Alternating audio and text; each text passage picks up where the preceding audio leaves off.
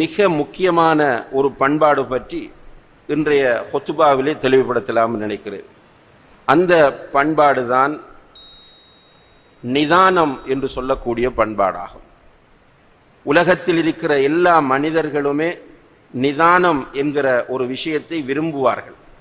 ஆனால் பெரும்பாலும் உலகத்தில் இன்று அதற்கு மாற்றமான இமோஷன் என்கிற உணர்ச்சி வசப்படுதலையும் அல்லது அவசரத்தையும் நாம் தாராளமாக காண முடிகிறது. ரசூல் ஸல்லல்லாஹு அலைஹி வஸல்லம் அவர்கள் இந்த நிதானம் என்கிற பண்பாட்டை நமக்கு சொல்லும்போது அத்தஅன்னி மினல்லாஹ் வல் அஜல மினஷ் ஷைத்தான், நிதானமாக நடப்பது என்பது அல்லாஹ்விடமிருந்து கிடைக்கிற ஒரு கிஃப்ட் என்று சொன்னார்கள். நிதானமாக ஒருவர் நடப்பது என்பது அல்லாஹ் அவருக்கு வழங்கக்கூடிய ஒரு பாக்கியம். வல் அஜலத்து மினஷ் ஷைத்தான், அவசரப்படுவது என்பது ஷைத்தானிடமிருந்து கிடைக்கிற ஒன்றாகும் என்று நபிகள் நாயகம் ஸல்லல்லாஹு அலைஹி வஸல்லம் அவர்கள் சொல்கிறார்கள். யாரெல்லாம் நிதானத்தோடு நடந்து கொள்கிறார்களோ அவர்களை அல்லாஹுடைய தூதர் அந்த சந்தர்ப்பத்தில் பாராட்ட தவறவில்லை.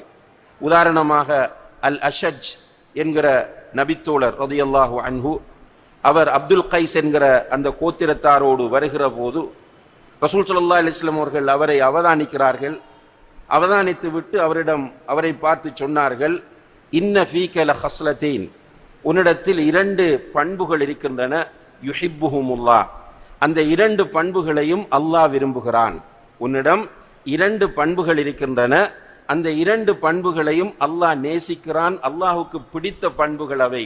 ஒன்று அல் ஹில்ம், பொறுமை என்பது உன்னிடம் இருக்கிறது, அது அல்லாஹுக்கு பிடிக்கும். 2வது அல் அனா, நிதானம் என்கிற பண்பு உன்னிடம் இருக்கிறது, அதுவும் அல்லாஹுக்கு பிடித்த ஒரு பண்பு என்று அவரை நபி ஸல்லல்லாஹு அலைஹி வஸல்லம் அவர்கள் வாழ்த்தினார்கள், பாராட்டினார்கள் என்பதை பார்க்கிறோம். இந்த நிதானம் என்கிற பண்பு தான் வாழ்க்கையில் வெற்றிக்குரிய மிக முக்கியமான அடிப்படைகளில் ஒன்றாகும். அவசரப்படுகிறவர்கள், ஆத்திரப்படுகிறவர்கள், உணர்ச்சி வசப்படுகிறவர்கள் இந்த உலகத்தில் நிறைய சிரமங்களையும் கஷ்டங்களையும் அனுபவிப்பார்கள். நிதானமாக செயற்படுகிறவர்கள் உலகத்தில் சாதிப்பார்கள். அவர்களுடைய முடிவுகள் சிறந்ததாகவும் ஆரோக்கியமானதாகவும் இருக்கும். எனவேதான் அல்லாஹுடைய தூதர் ஸல்லல்லாஹு அலைஹி வஸல்லம் அவர்கள் இந்த உலகத்தில் நிதானத்தை கடைபிடித்த மிக முக்கியமான ஒரு தலைவராக, மிக முக்கியமான ஒரு தூதராக, மிக முக்கியமான ஒரு தந்தையாக, மிக முக்கியமான ஒரு கணவராக, மிக முக்கியமான ஒரு நிர்வாகியாக என்று எல்லா நிலைகளிலும் நிதானத்தை கடைபிடித்து வாழ்ந்தார்கள் என்பதை பார்க்கிறோம். இந்த நிதானம் ஒவ்வொரு முஸ்லிமிடமும் வர வேண்டும் என்பதற்காக வேண்டி அல்லாஹு தஆலா இந்த உலகத்தில் அவசரப்பட்ட சிலருடைய வரலாறுகளையும் நிதானமாக நடந்த சில வரலாறுகளையும் குர்ஆனிலே சொல்லி காட்டுகிறான். உதாரணமாக நீங்கள் பார்க்கலாம், மூசா அலைஹிஸ்ஸலாம் அவர்களிடத்தில் அவர்கள் ஒரு சிறந்த பேச்சாளர். மூசா அலைஹிஸ்ஸலாம் அவர்கள் ஒரு நல்ல சிறந்த பேச்சாளர். அவர்கள் பேசினால் எல்லோருமே கேட்டுக்கொண்டிருப்பார்கள். அந்த அளவுக்கு அருமையாக அழகாக பேசுவார்கள். அவர்கள் ஒரு நாள் ஒரு பேச்சு முடிந்து வருகிற போது ஒருவர் அவரை சந்தித்து கேட்கிறார், நீங்கள் இந்த உலகத்தில் உங்களை விட சிறந்த அறிவு கொடுக்கப்பட்டவர் அல்லது சிறந்த அறிவாளி பேச்சாளர் யாரும் இருக்கிறார்களா என்று கேட்டதும் மூசா அலைஹிஸ்ஸலாம் அவர்கள் தான் ஒரு இறை தூதர் என்கிற அந்த நம்பிக்கையில் யாருமே இல்லை என்று விடுகிறார்கள். நான் தான் இந்த காலத்தில் இருக்கிற சிறந்த அறிஞன், சிறந்த பேச்சாளர் என்று சொன்னபோது இதற்காக மூசா அலைஹிஸ்ஸலாம் அவர்களை அல்லாஹு தஆலா சோதிக்க விரும்பி அவர்களை ஹித்ர் அலைஹிஸ்ஸலாம் அவர்களை சந்திக்க வைக்கிறான். இந்த வரலாற்றை அல்லாஹு தஆலா குர்ஆனிலே சூரா அல் கஹ்ஃப் என்கிற அத்தியாயத்திலே நமக்கு சொல்லி காட்டுகிறான். அங்கே மூசா அலைஹிஸ்ஸலாம் அவர்கள் சில சந்தர்ப்பங்களில் அவசரப்படுகிறார்கள், உணர்ச்சி வசப்படுகிறார்கள். அந்த நேரங்களில் எல்லாம் ஹித்ர் அலைஹிஸ்ஸலாம் அவர்கள் அவர்களை நெறிப்படுத்துகிறார்கள். என்னோடு நீ வர முடியாது, ஏனென்றால் நீ அவசரப்படுகிறாய். இவர் சொல்கிறார், இதுக்கு பிறகு அவசரப்பட மாட்டேன், நான் பொறுமையாக இருப்பேன் என்று சொல்லுவார். பிறகு பார்த்தால் அவசரப்படுகிறார். இப்படி பல நிகழ்வுகள் நடந்தன. இறுதியிலே ஹித்ர் அலைஹிஸ்ஸலாம் அவர்கள் மூசா அலைஹிஸ்ஸலாம் அவர்களுக்கு அவர்கள் அவசரப்பட்ட இடங்களில் உள்ள தவறுகளை சுட்டிக்காட்டி, நான் நிதானமாக இந்த இடங்களில் இதற்காக வேண்டித்தான் நடந்தேன் என்பதை சொல்லி காட்டிய போது மூசா அலைஹிஸ்ஸலாம் அவர்கள் அதை புரிந்து கொண்டு ஏற்றுக்கொண்டார்கள்.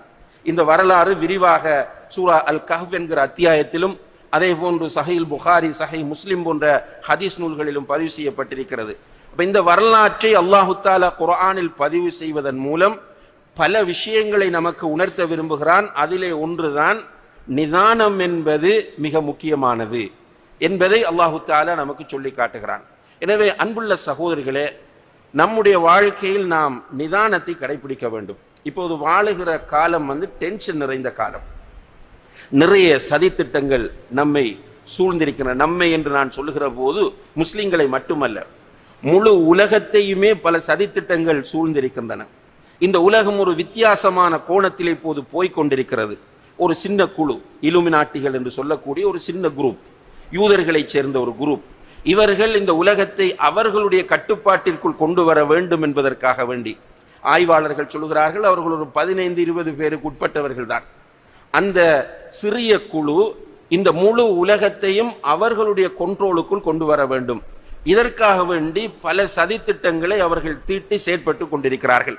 அந்த சதித்திட்டம் புரியாமல் உலகம் அவர்களுடைய சதிவலையிலே வீழ்ந்து இன்றைக்கு மிகப்பெரிய நெருக்கடிகளையும் மிகப்பெரிய சோதனைகளையும் சந்தித்துக் கொண்டிருக்கிறது.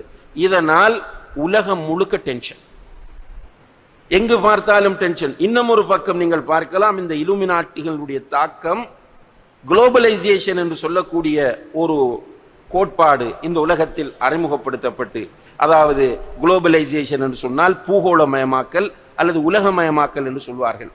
இதுவும் ஒரு வகையான ஒரு சதித்திட்டம் தான். மேலோட்டமாக பார்க்கிற போது நல்லதாக இது இருந்தாலும், சாதகமான பல விஷயங்கள் இதில் இருந்தாலும், இதனுடைய உள்ளார்ந்த நோக்கம் மிக ஆபத்தானதாகும். இது குறிப்பாக பொருளாதாரத்தை அடிப்படையாக வைத்து உலகத்தை சுரண்டுவதற்காக வேண்டி உருவாக்கப்பட்ட ஒரு தத்துவம் தான் இந்த குளோபலைசேஷன் என்று சொல்வது.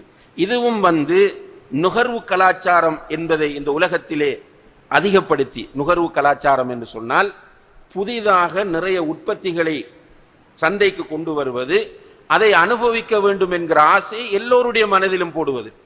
ஆரம்ப காலங்களில் ஒரு 50 வருடங்களுக்கு முன்னால் நீங்கள் பார்த்தால் ஊரில் ஒருவரிடம் தான் கார் இருக்கும்.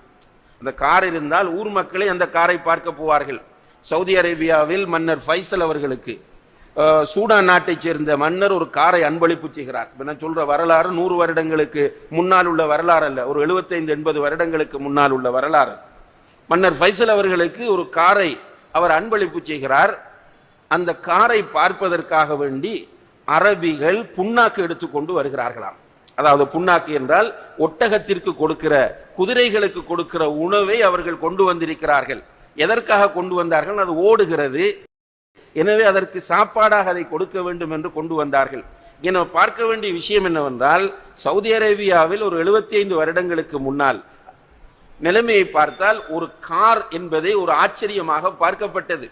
இன்றைக்கு ஒவ்வொரு வீட்டிலும் ஒருவருக்கு 3 கார் இருக்கும், ஒருவருக்கு குறைந்தது ஒரு கார் இருக்கும். சின்ன ஸ்கூலுக்கு போகிற தன்னுடைய மகனுக்காக, OL படிக்கிற மகனுக்காக ஒரு கார் இருக்கும், அதற்கு ஒரு டிரைவர் இருப்பார். இப்படி இதை பார்த்து சவுதி அரேபியாவில் இப்படி இருக்கிறது அப்படி இருக்கிறது என்று நாம் எல்லோரும் ஆச்சரியப்பட்டு கொண்டிருந்தோம். நம்ம வேலைக்கு போன நேரத்தில் இங்கே சொல்லுவோம், நான் வேலை செய்கிற வீட்டிலே அங்க 4 கார் இருக்கிறது, 3 பேர் தான் ஆக்கள், 4 கார் எனக்கிட்ட ஒரு காரை தந்துடுவாங்க டிரைவர்கள் இங்கே ஆச்சரியப்பட்டு கொண்டிருந்தோம்.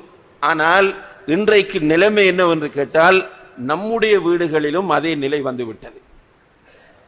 இதுதான் குளோபலைசேஷனுடைய இம்பேக்ட். அதாவது இந்த குளோபலைசேஷன் ஏற்படுத்தி இருக்கிற விளைவுகளில் இது மிக ஒரு ஆபத்தான ஒன்று. இன்றைக்கு பாருங்கள், இங்கே மஸ்ஜிதிலே வந்திருக்கிற நாம் ஒவ்வொருவரும் நம்மை எடுத்து பார்த்தால், நம்மில் ஸ்மார்ட் போன் இல்லாதவர்கள் என்பது மிக அரிதாகவே இருக்கும். இந்த டச் போன் இல்லாமல் இருப்பது என்பது மிக அரிதாக இருக்கும், எல்லோரிடம் இருக்கும். ஒரு ஸ்மார்ட் போன் எதுக்கு தேவை? நம்முடைய தேவைக்கு அளவுக்கு போதும். ஒரு உண்மையிலேயே ஒரு சாதாரணமாக ஒரு 10 GB இருந்தாலே அது நிறைவானது. ஆனால் இன்றைக்கு நாம் எல்லோரும் என்ன யோசிக்கிறோம் என்றால், 35 GB போதாது, 65 GB வேண்டும், அதைவிட எது வேகமாக இயங்குமோ அது வேண்டும் என்று எல்லோரும் ஸ்மார்ட் போன் வாங்குகிறோம். ஸ்மார்ட் போன் வாங்குகிற நம்முடைய நிலைமை என்னவென்று கேட்டால், நம்முடைய வருமானத்தை விட பெரிய போன். ஒவ்வொருவரும் அவருடைய வருமானத்தை விட பெரிய செலவு, கார் வாங்க வேண்டும், மோட்டார் பைக் வாங்க வேண்டும், ஃபோன் வாங்க வேண்டும், ஃப்ரிட்ஜ் வாங்க வேண்டும், ஏர் கண்டிஷன் வாங்க வேண்டும், வாஷிங் மெஷின் வாங்க வேண்டும், மகளுக்கு அது வாங்க வேண்டும், மகனுக்கு இது வாங்க வேண்டும் என்றால் வாங்குவதற்குரிய வழி திறந்து விடப்பட்டிருக்கிறது. கிரெடிட் கார்டு போதும் அல்லது தெரிந்தவர்கள் போதும் வேண்டிய பொருளை வாங்கலாம். இது குளோபலைசேஷன் ஏற்படுத்திய ஒரு பாதிப்பு. அன்புள்ள சகோதரர்களே, நான் இங்கே குளோபலைசேஷன் பற்றி பேச வரவில்லை. மாறாக என்ன சொல்ல வருகிறேன் என்றால், இவ்வாறான சதித்திட்டங்களினால் இன்றைக்கு நாம் எல்லோரும் டென்ஷன் ஆக்கப்பட்டிருக்கிறோம். கடுமையான டென்ஷன். காசு வேணும், பேங்குக்கு காசு போட வேண்டும், வீடு கட்ட வேண்டும், தேவைக்கு அதிகமான அளவு நம்முடைய வருமானத்தை விட பெரிய ஃபவுண்டேஷன் போட்டிருக்கிறோம், அந்த வீட்டை கட்டி முடிக்க வேண்டும், வாங்கிய கடனை திருப்பி கொடுக்க வேண்டும். இந்த நிலையில் நம்மிடத்தில் பதட்டம், அவசரம், நிதானமின்மை என்பது நம்மை ஆக்கிரமித்திருப்பதை பார்க்கிறோம். இதனால் விளைவு என்ன என்று கேட்டால், வீட்டில் பிரச்சனை, கணவன் மனைவிக்கு இடையில் பிரச்சனை, பெற்றோர் பிள்ளைகளுக்கு இடையில் பிரச்சனை, உடன் பிறந்த சகோதர சகோதரிகளுக்கு இடையில் பிரச்சனை, அண்டை வீட்டாரோடு பிரச்சனை, ஸ்கூலில் பிரச்சனை, ஹாஸ்பிட்டலில் பிரச்சனை, மாநகர சபையில் பிரச்சனை, பிரதேச சபையிலே பிரச்சனை, பார்லிமெண்டிலே பிரச்சனை, நாட்டிலே பிரச்சனை. எல்லாமே ஒரு டென்ஷன், அவசரத்தினால் வரக்கூடிய விளைவு என்பதை நாம் புரிந்து கொள்ள வேண்டும். எனவேதான் இஸ்லாம் நிதானத்தை கடைபிடிக்க சொல்கிறது. எல்லா நிலையிலும் நிதானம் வேண்டும். ரசூல் ஸல்லல்லாஹு அலைஹி வஸல்லம் அவர்கள் சொல்லுகிறார்கள், அதாவது நிதானமாக நடப்பது என்பது எல்லா விஷயங்களிலும் சிறந்தது, இல்லா ஃபி அமலில் ஆஹிரா, மறுமையுடைய விஷயத்தை தவிர. இப்ப மறுமையுடைய விஷயத்துல போட்டி போடலாம், அவசரப்படலாம். பாங்கு சொல்லுதுன்னா அவசரமா பள்ளிக்கு வரலாம். பாங்கு சொல்றதுக்கு முதல் வெள்ளிக்கிழமை வந்து சேர வேண்டும். அமலுல் ஆஹிராவுடைய விஷயத்துல சதக்கா கொடுக்க போறோம், மாஷா அல்லாஹ் நிறைய அள்ளி கொடுக்க விரும்புறோம். அதிலே நிதானம் இழந்தால் விளைவு நல்லதாகத்தான் அமையும். ஆனால் மற்ற எல்லா விஷயங்களிலும் நிதானம் என்பதுதான் சிறந்தது. நிதானம்தான் அல்லாஹ்விடமிருந்து கிடைக்கக்கூடிய கிஃப்ட். நிதானமாக வாழ்ந்தால்தான் வாழ்க்கையில் வெற்றி பெறலாம் என்பதை நபிகள் நாயகம் ஸல்லல்லாஹு அலைஹி வஸல்லம் அவர்கள் சொல்கிறார்கள்.